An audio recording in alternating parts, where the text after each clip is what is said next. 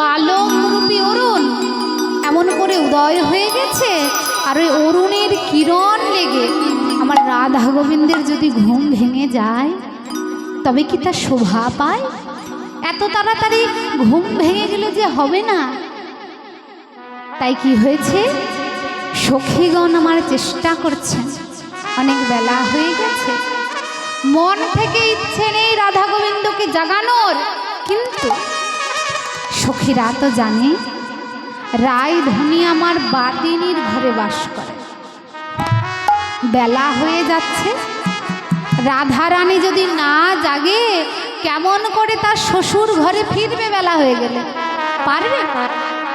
শ্বশুর ঘরে নিজের স্বামী ছেড়ে রায় ধনী নিজের প্রিয়তমের সাথে নিশি যাপন করেছে, রাস রসে নৃত্য গীতাদি করেছে, এখন বেলা করে যদি যায় আর গোটা ব্রজবাসী যদি দেখে নেয় তবে কি রাধারানী নিজের শ্বশুর ঘরে ফিরতে পারবে? কলঙ্কিনী হয়ে পথে পথে ঘুরে বেড়াতে হবে। তাই সখীরা বলে, শোন, আর বিলম্ব করলে হবে না, চল চল, এবার আমরা সকলে মিলে রাধারানীকে জাগাবো। হরি বল। এবারে জাগো হো বিশ্বভানু নন্দিনী মোহন যুবরাজে, আজি অকরুণ পুন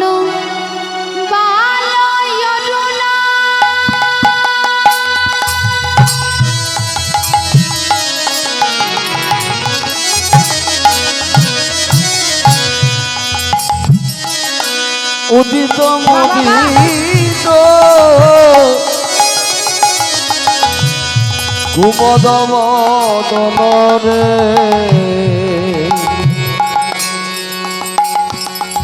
অকরুণ পুন বলয়রুণ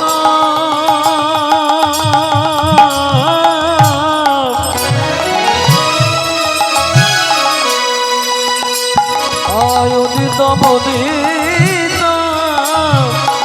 কুমদ মদনরে আবার চমকি চুম্বে, আহা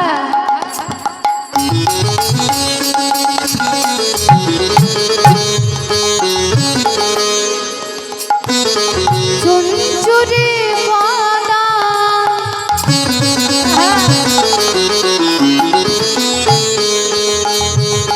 মেনি কষাদন সাজে, ওইরা চমক চুম্বিক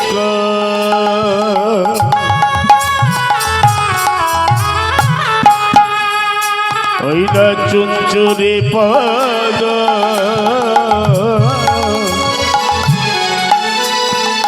মিলিত সজন যে চমকে উঠে চুম্বন করে, চমকে ওঠে চুম্বন করে, চমকে ওঠে চুম্বন করে, সে যে চমকে উঠে চুম্বন করে, সে যে চমকে ওঠে চুম্বন করে, ওই নিশি ব্রহ্মা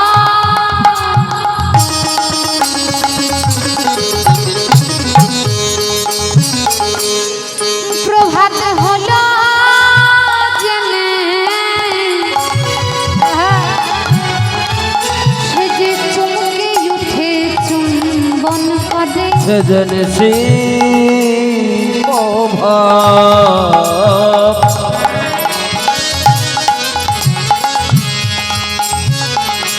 হলো জেনে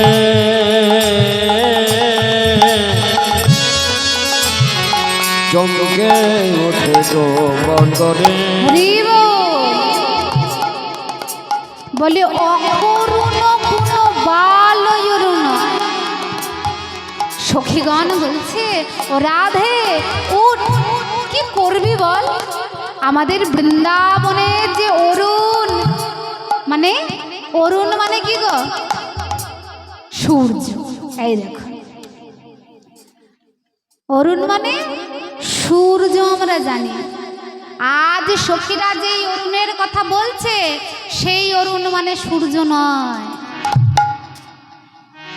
মহাভারত পড়লে জানা যাবে অরুণ হচ্ছে সূর্যের যে রথ, সূর্য যেই রথটাই চড়ে সেই রথের বাহন মানে সারথি। কেমন জানেন?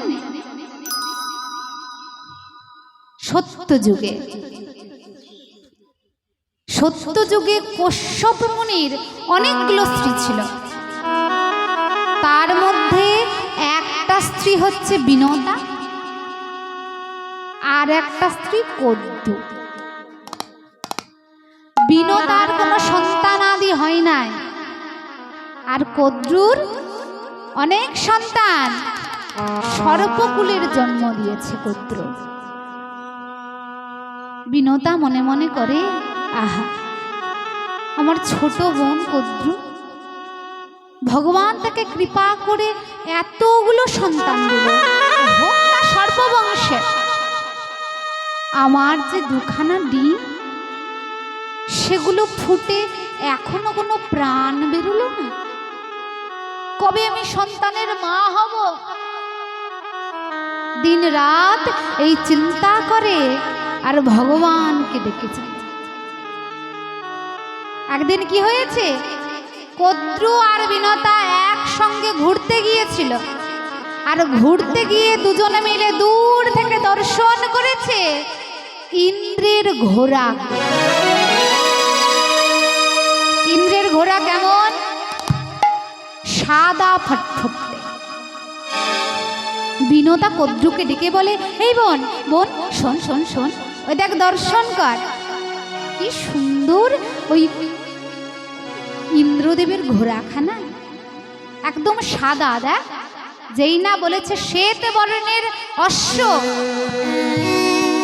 বিনতা কদ্রু বিনতাকে একেবারে দেখতে পারতো না, সঙ্গে সঙ্গে বলে, দিদি তুই ভালো করে দেখতে পাচ্ছিস না, শোন ওই ঘোড়ার কিছু অংশ কালো হলেও আছে। বলে, তোর চোখ টোক কি খারাপ হয়ে গেছে? আরে ভালো করে চেয়ে দেখ, একেবারে সাদা ফটফটে ঘোড়া, কালো কোথায় আছে? সঙ্গে সঙ্গে দুই বোনের মধ্যে দ্বন্দ্ব বেঁধে গেল। কদ্রু বলল, শোন দিদি, আমি যদি প্রমাণ করে দিতে পারি যে ওই ঘোড়ায় কালো অংশ আছে, তবে আমি যা বলবো তোকে তাই শুনতে হবে। বিনতা মনে মনে করছে, আমি তো দেখতে পাচ্ছি গোটা ঘোড়াটা একেবারে সাদা, কোনো অংশে কালো নাই। বলে, বেশ, তুই যা বলবি আমি তাই করব। শোন, যে সে কাজ নয়, আমি যদি প্রমাণ করে দিতে পারি ওই সাদা ঘোড়ার মধ্যে কালো কোনো অংশ আছে, তবে সারা জীবন তুই আমার দাসত্ব করবি। বিনতা সঙ্গে সঙ্গে রাজি হয়ে গেল। বলে, শোন, যদি তুই প্রমাণ করতে না পারিস তবে কিন্তু তোকে আমার সারা জীবন দাসত্ব করতে হবে। কদ্রু রাগের মাথায় বলে দিল, ঠিক আছে, বলে দুজনে বাড়ি ফিরে গেল। যেই না বাড়ি ফিরে গেছে, কদ্রুর গোটা রাত্রি ঘুম নাই। কেন? মনে মনে করছে, দিদির পরে হিংসা করে তো বলে দিলাম যে ঘোড়ায় কালো অংশ আছে, আসলে সত্যি করে তো গোটা ঘোড়াটাই সাদা, ঘোড়াতে কোনো অংশ কালো নেই। তাহলে এবার কি আমাকে দিদির কাছে হেরে যেতে হবে? না না না, হারার পাত্রী তো আমি নই। এই বলে সেই নিশীতে চিৎকার করে ডাকলো, শোন, নিজের সন্তানদেরকে, কইরে আমায় আমার কালো কালো সর্প, তারা আমার কাছে আয়। ওরে কাল নাগ আমার কাছে আয়, ওরে তক্ষক নাগ আমার কাছে আয়, বাসুকি নাগ আমার কাছে আয়, মানে কালো কালো যেসব সাপ আমার কাছে আয়। সকলে মিলে এসে বলে, বলো মা কি বলবে? চরণে প্রণাম জানিয়ে বলে, শোন, ওই তোদের ওই যে বড় মা, তার কাছে আমি তার সঙ্গে আমি তর্কে হেরে গেছি। ওই যে সাদা রঙের ঘোড়াটা, আমি তাকে যদি প্রমাণ করতে না পারি ঘোড়ায় কালো অংশ আছে, তবে সারা জীবন তার দাসত্ব করতে হবে। বল, তোরা চাস যে তোর মা সারা জীবন ওই বিনতার দাসত্ব করুক? সন্তান কি চাইবে? কোন সন্তান চাইবে তার মা অন্যের সারা জীবন দাসত্ব করুক? সন্তানরা বলে, না, চাই না। তবে এক কাজ কর, সকালবেলায় যখন আমি আমার দিদিকে ওই ঘোড়াটা দেখাবো, তোরা কালো কালো সাপগুলো ওই ঘোড়ার লেজে ভালো করে জড়িয়ে থাকবে। বলে, বেশ। পরের দিনে সকালবেলায় দিদি বিনতাকে নিয়ে গেছে মাঠের মধ্যে। দূর থেকে দেখা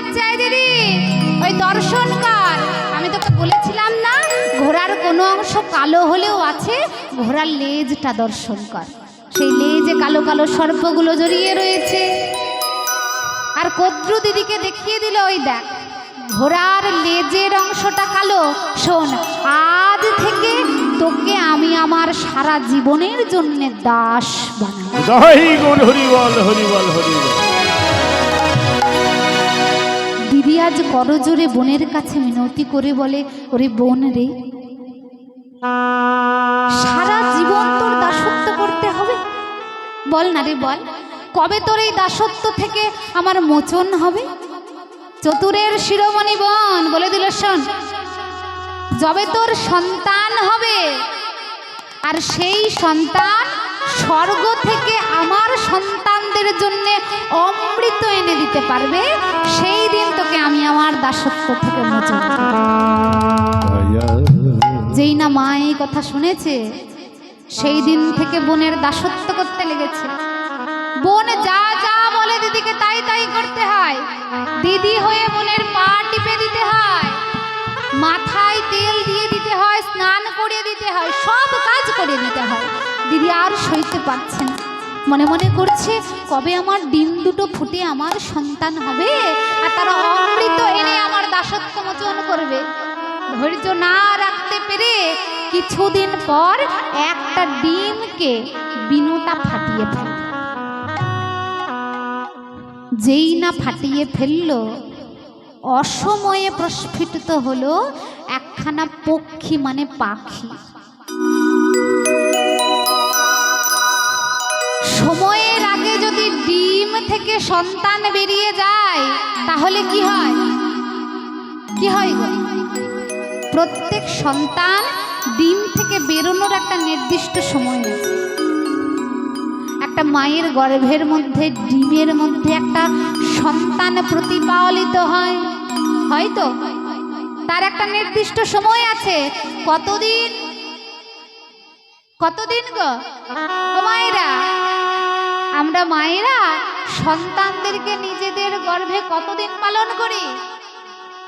10 মাস 10 দিন। দেখবেন কোনো সন্তান যদি সেই সময়ের আগে প্রসব হয়ে যায় তবে কি হয়? ডাক্তারবাবু বলে দেয় এই সন্তানটা অপুষ্ট, মানে পুষ্ট হয়নি। তাই কি করে?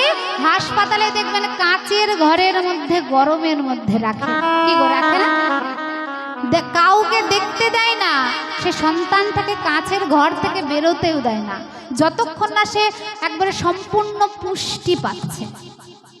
তো মা বিনতা যেই না সেই ডিমটাকে ফাটিয়ে দিয়েছে, সঙ্গে সঙ্গে একটা বিকলাঙ্গ সন্তান বেরোলো, যে হচ্ছে এই অরুণ। যেই না অরুণ বেরিয়েছে, করজোরে মিনতি করে বলে, মা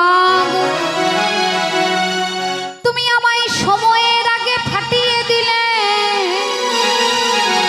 তাই তো আমি আমার নিজের পুষ্টি পেলাম না, তাই আমি বিকলাঙ্গ হয়েছি।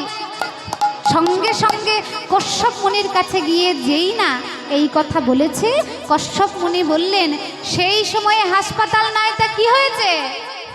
সেই সময় কাচের ঘর নেই, তাই কি হয়েছে? সঙ্গে সঙ্গে কশ্যপ মুনি বলে দিলেন, এই সন্তানকে এক কাজ করো, ওই সূর্যের রথের সারথি করে দাও। সূর্যের রথের সারথি যদি হয় তবে সব সময় সূর্যের তাপও পাবে, আর সূর্যের তাপে তাপে একদিন সে পুষ্টি লাভ করে। তাই দেখবেন যখন সকালবেলা সূর্য ওঠে, কোনো রথ যদি আসে, আগে কাকে দেখা যায়? রথে যিনি বসে আছেন তাকে, রথীকে নাকি সারথীকে, যিনি রথ চালান? কাকে আগে দেখা যায়? রথীকে। যিনি রথে বসে থাকবেন তাকে আগে দেখতে পারবো, না যিনি রথ চালাবেন তাকে আগে দেখতে পাবো? যে আগে রথ চালাবে তাকে দেখতে পাবো। তাই সকালবেলায় যখন সূর্য উদিত হয়, সূর্য প্রকাশ হবার আগে সেই রথের প্রথমে অরুণকে দেখা যায়। তাই অরুণের তেজ অতি কোমল, একেবারে কমলার মতো। তাই সখীরা বলে, ওরে অরুণ, তুই এমন করে উদয় হয়েছিস, তোর বালকের মতন স্বভাব গেল না। এই বালকের ন্যায় স্বভাবের জন্য একদিন হনুমান তোকে বগলের মধ্যে পুরে নিয়েছিল, মনে আছে? ছোটবেলায় হনুমান যখন ছোট ছিল, সকালবেলায় দর্শন করছে আকাশে কমলা রঙের একটা গোল বল, মনে মনে করছে পাকা টুসটুসে বুঝি আম, এই আমটা আমায় খেতেই হবে। বলে যেই না এক লাফ দিয়ে সূর্যের কাছে গেছে, অমনি গিয়ে দর্শন করছে একবারে টকটকে কমলা রঙের সূর্য। বলে শোনো, তুমি কে হে? বলে জানো না, আমি হলাম ভানু, মানে সূর্য। যেই বলেছি আমি ভানু, সঙ্গে সঙ্গে হনুমান বলে, তুমি ভানু আর আমি তোমার বন্ধু হনু। তাই শোনো, চলো একসঙ্গে আমরা বন্ধুত্ব করি। কবে? আরো একদিন, যেই দিন লক্ষণকে শক্তিশালী বাণ মারা হয়েছিল, আর যিনি তার উপাচার করবেন বলেছিলেন সূর্য উদয়ের আগে ওষুধ খাওয়াতে হবে। হনুমান দর্শন করছে সূর্য উদিত হচ্ছে, সঙ্গে সঙ্গে গিয়ে বন্ধু ভানুর সঙ্গে আজ কোলাকুলি করতে গিয়ে বগলের মধ্যে পুরে নিয়েছে, আর বদন ভরে বলছে, জয় জয় রঘুপতি রাঘব রাজা রাম পতিত পাবন সীতারাম। জয় গৌর হরি বল হরি বল হরি বল। রাজা রাম পতিত পাবন সীতারাম। জয় জয় রঘুপতি রাঘব রাজা রাম পতিত পাবন সীতারাম। জয় জয় রঘুপতি রাঘব রাজা রাম পতিত পাবন সীতারাম। सीताराम जय सीताराम, सबको सम्मति दे भगवान। सीताराम सीताराम न जब सीताराम। जय जय बोलिए श्री रामचंद्र की, जोरे करे रामचंद्र की, रामचंद्र की। जय जय रघुपति राघव राजा राम पतित पावन सीताराम। जय जय रघुपति राघव राजा राम पतित पावन सीताराम। जय रघुपति राघव राजा राम पतित पावन सीताराम। যেই না হনুমান আমার সেই ভানুকে বগলের মধ্যে পুরে নিয়েছে, সঙ্গে সঙ্গে কি হয়েছে, সূর্য আর উদিত হতে পারছে না। এদিকে সে বিশল্যকরণে এনে যেই না লক্ষণকে সেবন করিয়েছে, লক্ষণ নিজের প্রাণ ফিরে পেয়েছে। তাই একবার নয় বারবার সেই অরুণ দেবে বালকের মতন কাজ করে। আহা, বলে অকরুণ পুন বাল অরুণ। যেই না সূর্য উদিত হয়েছে, এইদিকে কি হয়েছে দর্শন।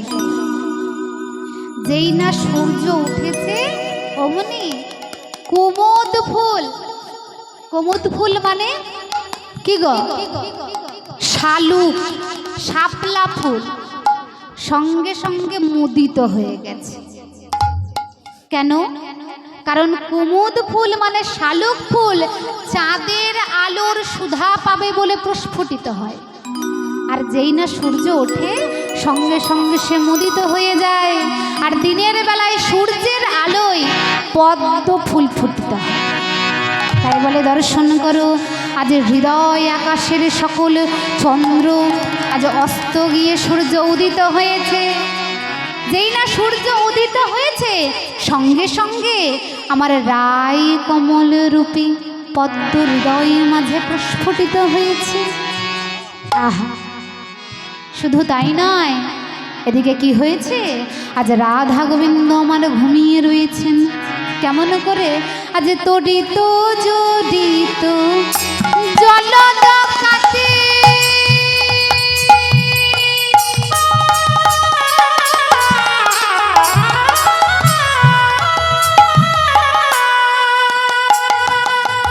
দোহে সুখে সুতে রহল মাতিরে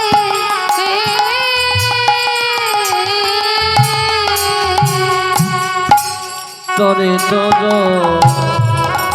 বেত জলদ কাতি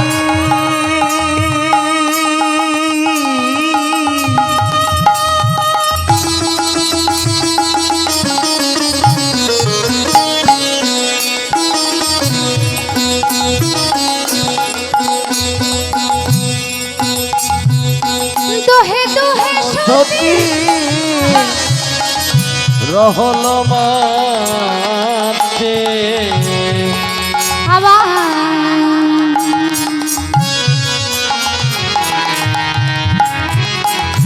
যিনি ভাদর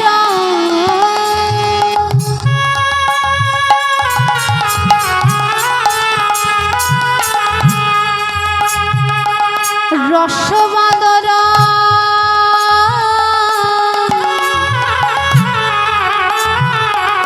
আলি সোনা হিতে যে আবার যিনি ভদর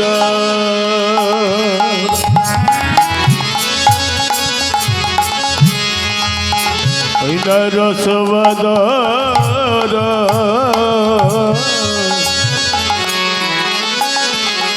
আলি সোনা হিতে যিনি ভাদর রসবাদর আলি সোনা হিতে যে। রাধা গোবিন্দ এমন করে শুয়ে আছে, বলেছে তাদের শয়ন শোভায় এমন রস ঝরে ঝরে পড়েছে, সেই রসের বন্যা ভাদ্র মাসের বন্যাকে পর্যন্ত জয় করেছে। ভাদ্র মাসে যদি বৃষ্টি হয় দেখবেন সেই বৃষ্টিতে বন্যায় চারিদিকে ভরে যায়। আজ রাধা গোবিন্দের শয়ন মাধুরীর বারিশ, প্রেমের বরিশান সেই ভাদ্র মাসের বর্ষাকে পর্যন্ত জয় করেছে। কিন্তু রসিক ভক্ত বলে এ বন্যায় কেউ ভিজল, কেউ ভিজল না রে। কেউ ভিজল কে ভিজল না রে ওটাই কেউ ভিজিল কেউ ভিজিল না রে বন্যায় কেউ ভিজল, কে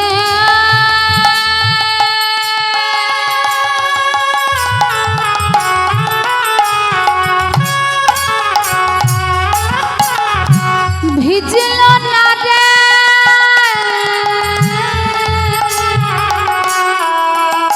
বন্যা কেউ ভিজল না কে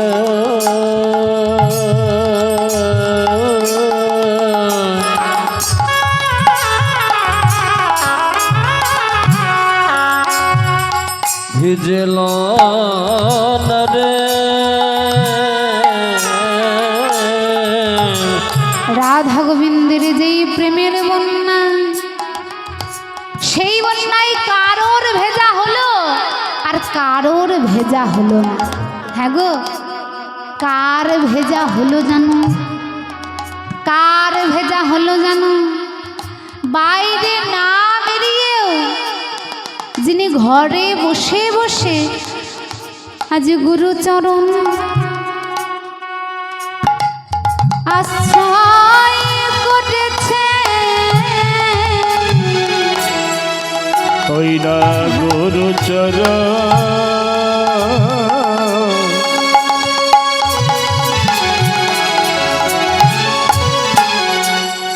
ওই না আশ্রয় করেছে। এই রসবন্যায় সে ভিজতে পারলো, গুরুচরণ আশ্রয় করে তার ছাউনিতে যে থেকেছে সে ভিজতে পেরেছে। আবার যে ঘর থেকে বাইরে বেরিয়েছে তবুও তার ভেজা হলো না। কেন গো? কারণ সময়ের ছাতা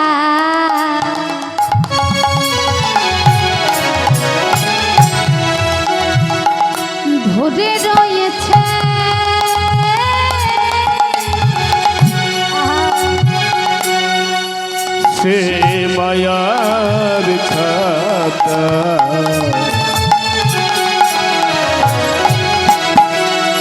ওরা ভোগে রয়েছে হরিব। এই রসের বন্যায় তার ভেজা হবে না, বাইরে থেকেও যে মায়ার ছাতা ধরে রাখবে, আমার রাধা গোবিন্দের প্রেমের রসের বৃষ্টি তাকে ভেজাতে পারবে না।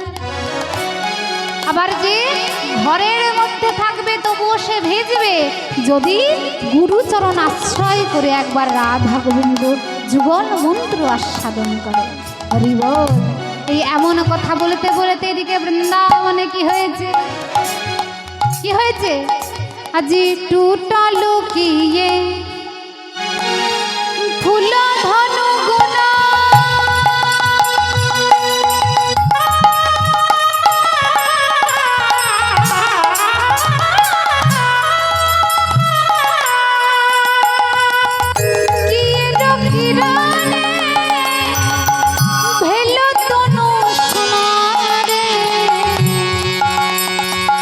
টুটলকে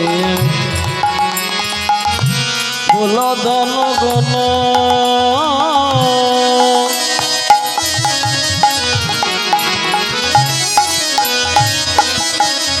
কিয়ে রতিরনে খেল তন সোন। এদিকে কামদেব মদন চলে এসেছে।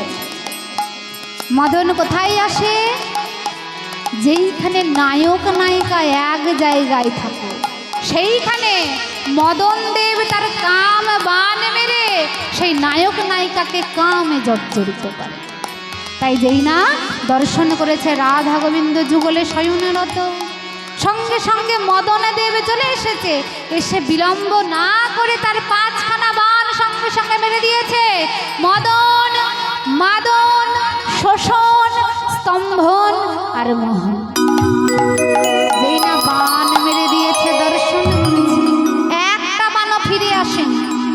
জিজ্ঞেস করছি, হ্যাঁ রে, তোরা তো সারা জীবন আমি যাদেরকে নিক্ষেপ করি তাদেরকে জর্জরিত করে আবার আমার তুলে ফিরে আসছিস না কেন? বলে সারা জীবন তো তোমার দাসত্ব করলাম, এইবারে যুগল চরণ পেয়েছি, সারা জীবনে তো আমি এই যুগল চরণে ছাড়ব না। যেই না এই কথা বলেছে মদন দেব আজ লজ্জায় মাথা নিচু করে যেই না চলে যাচ্ছে, সখীগণ জড়িয়ে ধরেছে। কি গো, খুব তো এসেছিলে আমার রাধা গোবিন্দকে কাম বানে জর্জরিত করতে, হলো না? শোনো, হলো না বটে, তবে আমি এই কথা দিয়ে গেলাম তোমাদেরকে, আজ আমার যা শিক্ষা হয়েছে এর পরে আমি আর জীবনে কোনোদিন বৃন্দাবনে আসবো না। তাই তোমার কি মাথা খারাপ? এই পৃথিবীতে কত ভক্ত বৃন্দাবনে রাধা গোবিন্দ যুগল চরণ পাবে বলে আসার জন্য ব্যস্ত, আর তোমার আসার সুযোগের পরেও তুমি বলেছো আসবো না। শোনো শোনো, আমার বলার একটু ভুল হয়েছে, আমি আর স্বভাব নিয়ে আর আসবো না। মন স্বভাব নিয়ে আর আসবো না। আমি আমার স্বভাব নিয়ে আর আসবো না। ওগো সমানে আর আসবো না। ওই যুগল চরণে আসবো বটে, কিন্তু স্বভাব নিয়ে আর আসবো না। ওই যুগল চরণে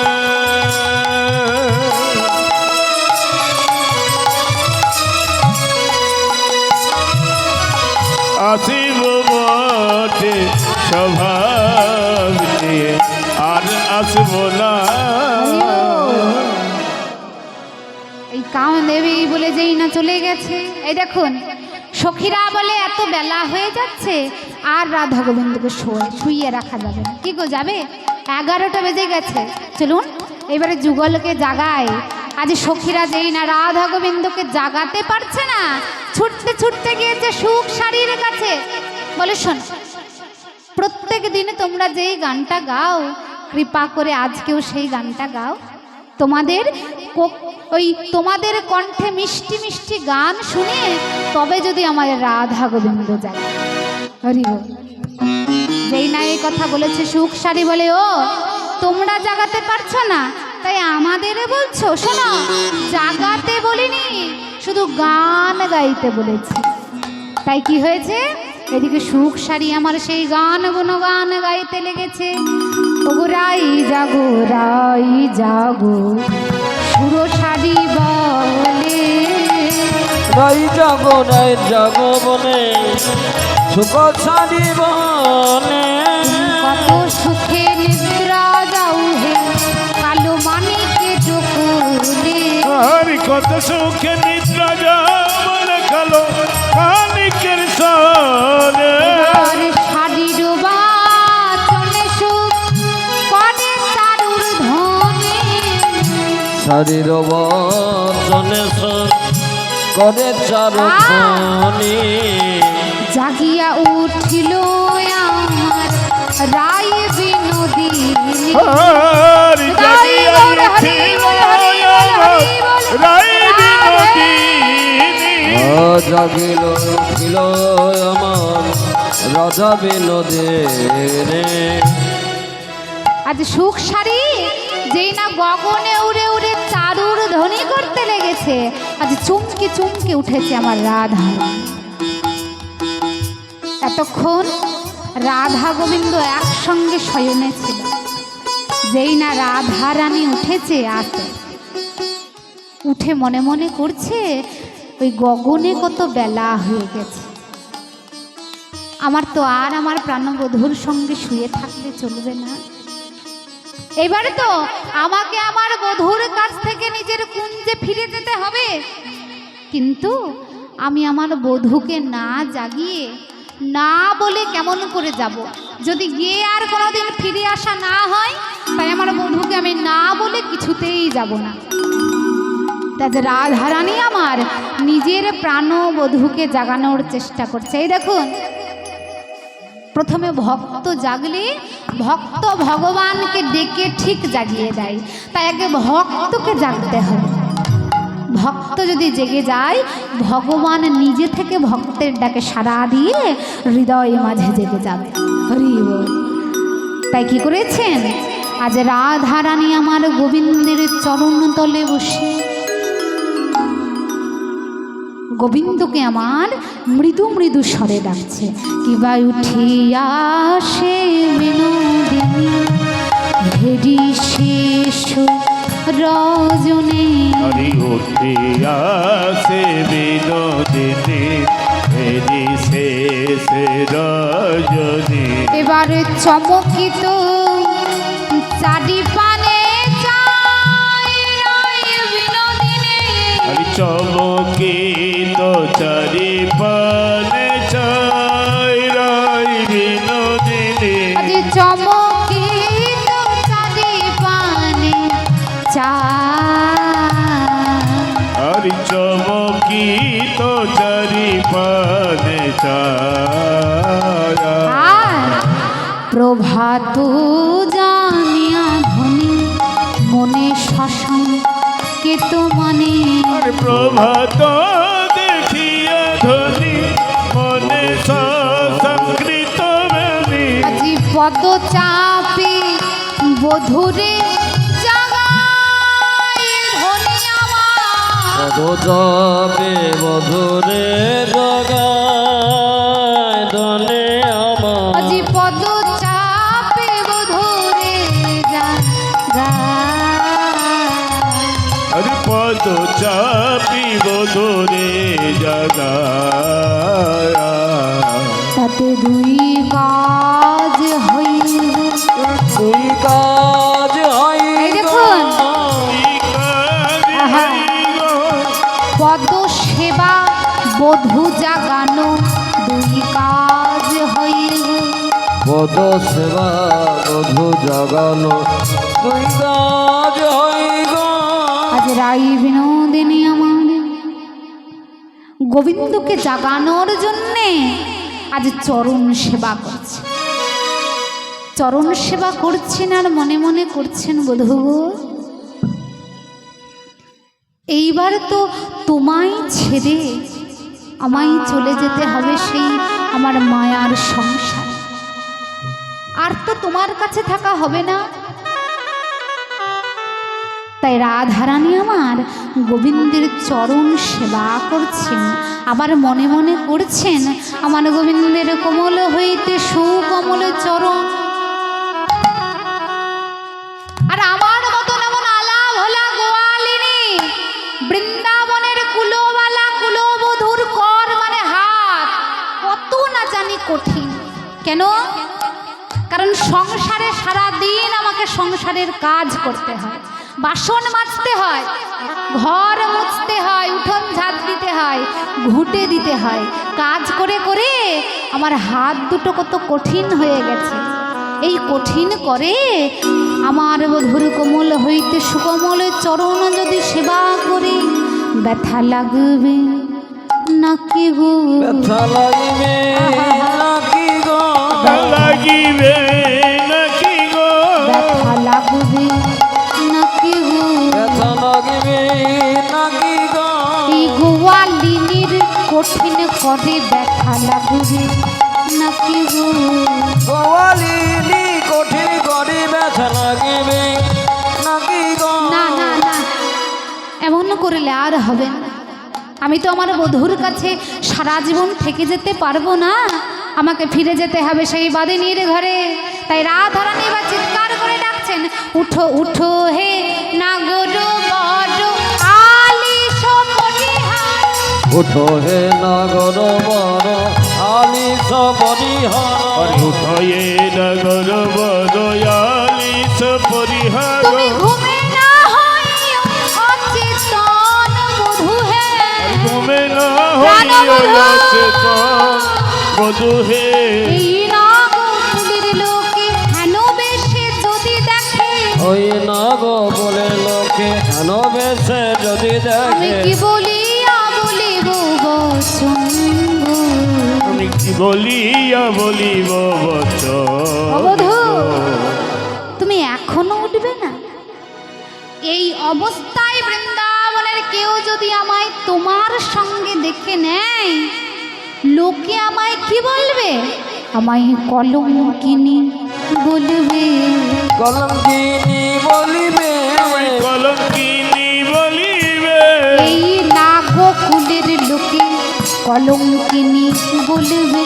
এই নগ কুলের লোকে হেন বেশে যদি দেখে, এই নগ কুলের লোকে তাই গৌর হরি বল হরি বল হরি এই বল নগ রাধে। কুলের লোকে হেন বেশে যদি দেখে বলি আমায় কলঙ্কিনী বলিবে। তবু রাধারানীর ডাকে প্রাণবধূ উঠছে না। কেন উঠছে না জানো?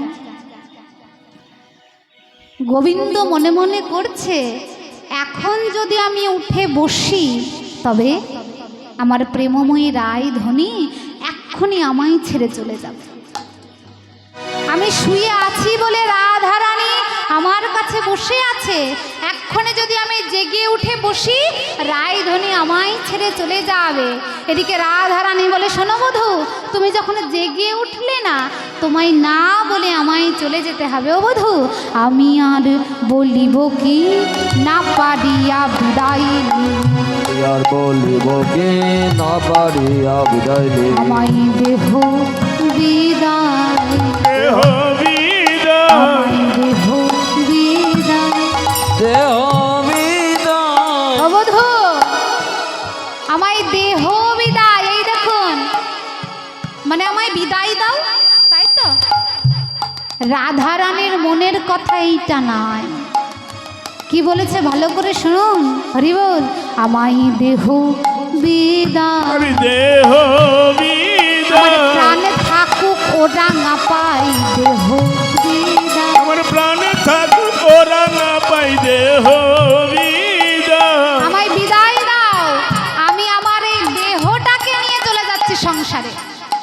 আমার প্রাণটা তোমার চরণে রেখে যাচ্ছি, কারণ এই প্রাণের কথা, প্রাণের মর্ম সংসারের মানুষ কেউ বোঝে না। সংসার শুধু এই শরীরটা বোঝে। শরীরটা দিয়ে সংসারে কতক্ষণ কাজ করতে সংসার কি মনের কথা প্রাণের কথা বোঝে? তাই রাধারানী বলছে, ও বধূ, আমার দেহটাকে তুমি বিদায় দাও, আমি প্রাণটা তোমার চরণে রেখে গেলাম। এই বলে যেই না রাধারানী চলে যাচ্ছে, গোবিন্দ মনে মনে করছে আর তো রায় ধনীকে রাখা যাবে না। তাই কি হলো, আজ উঠিল না গড় নিজে আলিশে, আজ গোবিন্দ আমার জেগে উঠলেন, জয় গৌর হরি গৌর হরি গৌর হরি গৌর। হরি উঠিল না বড় বড় নিজের আলিশে, দুটি আঁখি ঢুলু ঢুলু হেলন বালিশে, যদি আখি ঢোলো ঢোলো হেলো নবালিশে, আরে দুটি আঁখি ঢোলো ঢোলো হিলন বালিশে। বিষয় হচ্ছে ওই রাধারানীর অষ্টসখী এতক্ষণ কুঞ্জের বাইরে থেকে দর্শন করছিলেন। কারণ যদি কোনো নায়ক বা নায়িকা কোনো ঘরের মধ্যে ঘুমিয়ে থাকে, বাইরের কেউ কি সেই ঘরে ঢুকতে পারবে? ঢোকা তো শোভনীয় নয়, কেউ ঢুকছিল না, সবাই বাইরে দাঁড়িয়েছিল। কিন্তু যেই না দর্শন করলো, রাধা গোবিন্দ দুজনেই জেগেছে, আর একটু বিলম্ব না করে কুঞ্জের দ্বার ভেদ করে সকলে মিলে হুড়মুড় করে ঘরে ঢুকে। শুধু ঘরে ঢুকে গেছে এমনও নয়, ঘরে ঢুকে সখীরা বলে, ও রাধে, তোর বধূ ওইটা ঘুম থেকে উঠেছে, কেমন ঢুলে ঢুলে পড়ে যাচ্ছে, যা যা যা তোর বধূকে ধর। যেই না সখীরা বলেছে বধূকে ধর, রাধারানী আজ বিলম্ব না করে ছুটতে ছুটতে গিয়ে নিজের বধূকে জড়িয়ে ধরেছে। আজ বাহু পশাটিয়া ধনে বধূ নিল কোলে, বাহু হরি বল বসনিয়া হরি নাম ধরে হরি বল। উঠলিল কোলে, হরি বাহু পোসারিয়া ধরি বধূ নিল কোলে, অনিমেষ লোচনে বদন নিহারে, অনিমেষ লোচনে বদন নিহারে, যেন কতদিন আমায় দেখে নাই গো, কতদিন আমার দেখে নাই গো, কতদিন আমায় দেখে নাই গো, আরে কতদিন আমায় দেখে নাই গো, ঋষিত চাকরের মতো কতদিন আমায় দেখে নাই গো, আর নিশ্চিত চাকরের মতো কতদিন আমায় দেখে নাই হরি বল হরি বল হরি বল। গোবিন্দ উঠে রাধারানের বদন পানে হা করে চেয়ে আছে। সখীরা বলে, ও রাধে, তোর বধূ তোকে এমন করে দেখছে, মনে হচ্ছে কত যুগ তোকে দেখে। গোবিন্দ মনে মনে করছে, আহা, গত নিশীতে কত সুখের নিশি কাটিয়েছিলাম, এখন আমার রায় ধনে যদি চলে যায়, তবে আমার জীবনের সব সুখ শান্তি আনন্দ রাধারানী নিজের সঙ্গে নিয়ে চলে যায়। এই বলে গোবিন্দ আমার রায় ধনের মুখ পানে হা করে চেয়ে আছে। হরি বল। এদিকে কি হয়েছে, রাধারানী বলছো, গো বধূ, আমার আর দেরি করলে চলবে না, এইবারে আমায় তুমি পাঠিয়েছো যে এই বাদিনীর ঘরে, সেইখানে ফিরে যেতে হবে। তবে যাবার আগে আজ রাধারানী আমার গোবিন্দকে সুন্দর করে সাজিয়ে দিলেন। গত নিশীতে শয়নের জন্য যে পোশাক আশাক উলুঢুলু হয়েছিল, সেইগুলো ঠিকঠাক করে দিয়ে গোবিন্দের কেশ বন্ধন করে দিলেন, কপালে চন্দন এঁকে দিলেন। তারপর সব কিছু সাজানোর পর মনে মনে করছে, হ্যাঁ রে ললিতা, ওরে ও বিশাখা, বধূকে তো সুন্দর করে সাজিয়ে দিলাম, কিন্তু দেখে যেন মনে হচ্ছে আমার বধূর কিছু একটা নেই। বাঁশি হারিয়ে ফেলেছে গো, রাজকোট থেকে বাঁশি হারিয়ে ফেলেছে। হরি বল।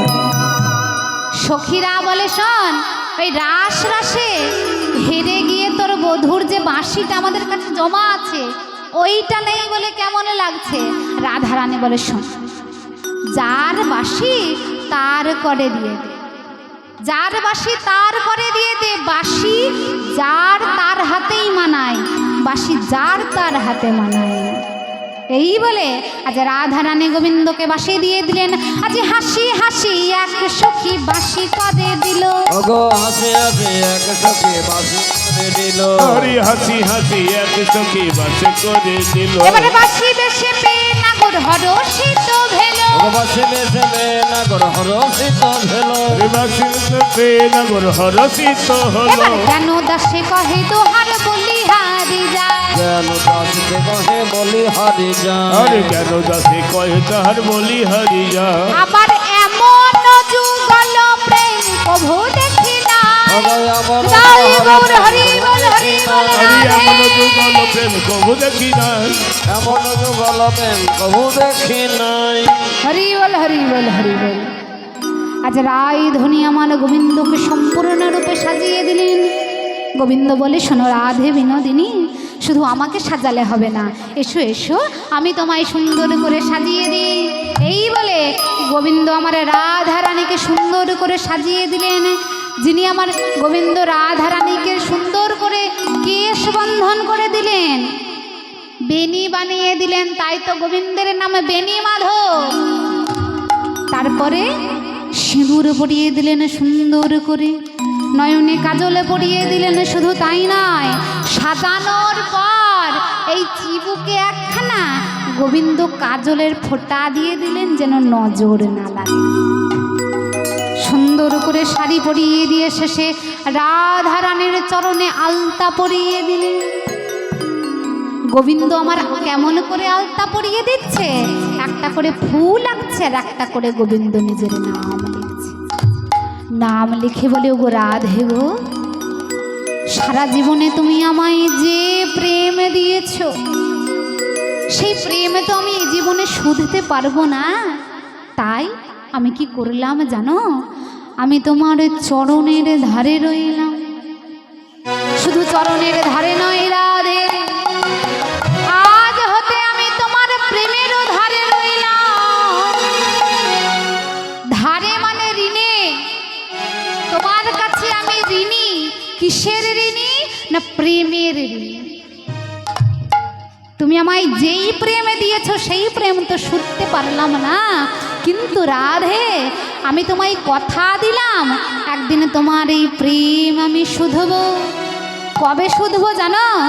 যেদিন নদিয়ায় গিয়ে গৌর হব। নদিয়া গিয়ে গৌর হব, জয় গৌর হরি বল।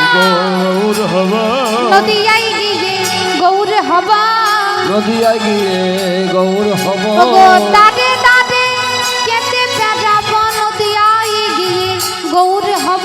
হরে দারে দারে কেনে বেড়াবো নদিয়ায় গিয়ে গৌর হব আমি দাদে দাদে কেটে যাব, নদিয়ায় গিয়ে গৌর হব। আমি দরে দরে কেটে বেরব ওগো রাধে কৃপা করো বলে, ওগো দরে দরে রাধে। কেটে বেরব রাধে কৃপা করো বলে ওগো দরে দরে কেটে বেরব আরে নদিয়ায় গিয়ে গৌর হব যেই না সাজানো হয়ে গেছে রায় ধনে বেরিয়ে যাবে, সেই মতো সময়ে সুখ ছাড়ে চিৎকার করে বলে ও রাধে, এক্ষুনি আমি দেখে আসলাম তোর শাশুড়ি ননদি দল বলে নিয়ে এই দিকেই আসছে তোকে খুঁজতে। এই দেখো রাধারানী বধূর চরণে এসে বলে ও বধূ, তোমার জন্য আমার দেরি হয়েছে, কখন থেকে তোমায় ডেকে চলেছি, এতক্ষণ যদি জেগে যেতে আমি কখন আমার গৃহে ফিরে যেতাম। এবারে আমি কেমন করে যাব? আমার শাশুড়ি ননদি চলে আসছে, এবারে যা করবে তুমি করো। গোবিন্দ বলে শোনো বিনোদিনী, তুমি আমায় যে প্রেম দিয়েছো সেই প্রেম ছেড়ে আমি আর রইতে নারি। শোনো, তোমার ওই মায়ার সংসারে গিয়ে আর কাজ নেই, সারা জীবনের জন্য তুমি আমার কাছে থেকে যাও। হরি বল। যেই না গোবিন্দ এই কথা বলেছে, রাধা রানী সখীদের বলে শোন সখী, আমি আমার বধূর চরণে সারা জীবন রয়ে গেলাম, যেতে যদি হয় ওই মায়ার সংসারে তোরা যা। সখীরা বলা নিজের প্রাণবধূকে পেয়ে গেছিস আর আমাদের পাঠিয়ে দিচ্ছিস। শোন, আমরা এই বৃন্দাবনে রয়েছিলাম তোদের যুগল দর্শন করব বলে, তোদের যুগল গড়াবো বলে। এখন তোরা যদি সারা জীবনের জন্য যুগল হয়ে যাস, তবে আমাদের ওই মায়ার সংসারে গিয়ে আর কাজ কি, আর ফিরব না। তাই সেদিন কারোর আর ফেরা হলো না। কি হলো না, রাধা গোবিন্দ আমার যুগল হলেন। আর সখীরা রাধা গোবিন্দের চারিদিক বেষ্টন করে থাকলেন, দেখে যেন মনে হচ্ছে একটা প্রস্ফুটিত পদ্ম ফুল। যেই পদ্ম ফুলের মাঝখানে রয়েছে আমার রাধা গোবিন্দ, আর পদ্ম ফুলের পাপড়ি হচ্ছে রাধারানীর সখীগণ। আর সেই দিনই সেই পদ্ম ফুলটা মুদিত হয়েছিল, মানে বুঝে গিয়েছিল। আবার একদিন ফুটেছিল। কবে ফুটেছিল জানেন? এই কলিতে, কলির মাঝে, নবদ্বীপ মাঝে সেই কোমলটা যেই না প্রস্ফুটিত হলো, আমার রাধা গোবিন্দ যুগল হয়ে হয়ে গেলেন গৌর হরে, আর সখীগান হয়ে গেলেন পারিষদগণ। আর যেই না পারিষদগণ হয়ে গেল, আজ গৌর হরি আমারে কি করলেন?